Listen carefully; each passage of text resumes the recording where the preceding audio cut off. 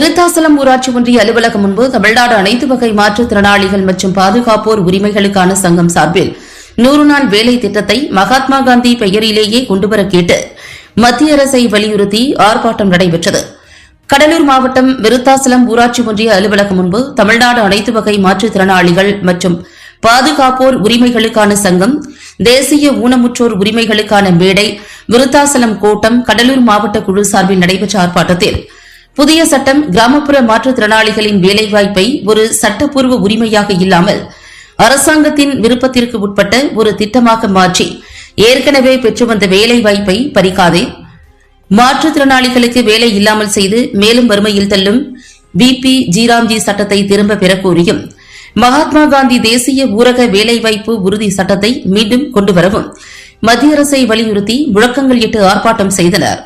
மாநில பொதுக்குழு உறுப்பினர் ரவீந்திரன் தலைமையில் வட்ட செயலாளர் ராஜேந்திரன்,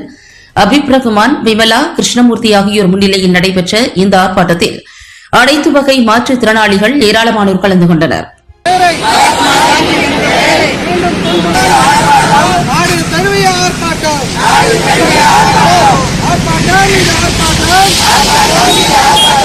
மோடி அரசை கண்டித்து ஆர்ப்பாட்டம் மீது ஆர்ப்பாட்டம், ஆர்ப்பாட்டம் மீது ஆர்ப்பாட்டம், மாற்றுத்திறனாளிகள் சங்கத்தின் சார்பாக பிபிஜி ராம்ஜி என்ற சட்டத்தை திரும்ப பெறு, வஞ்சிக்காதே வஞ்சிக்காதே வஞ்சிக்காதே வஞ்சிக்காதே, மாற்றுத்திறனாளிகளை வஞ்சிக்காதே, விடமாட்டோம் விடமாட்டோம், பழைய சட்டத்தை கொண்டு வரும் வரை மோடி அரசை விடமாட்டோம், மோடி அரசை விடமாட்டோம், கொண்டு வா கொண்டு வா கொண்டு வா கொண்டு வா, மகாத்மா காந்தி என்ற பெயரில், மகாத்மா காந்தி என்ற பெயரில்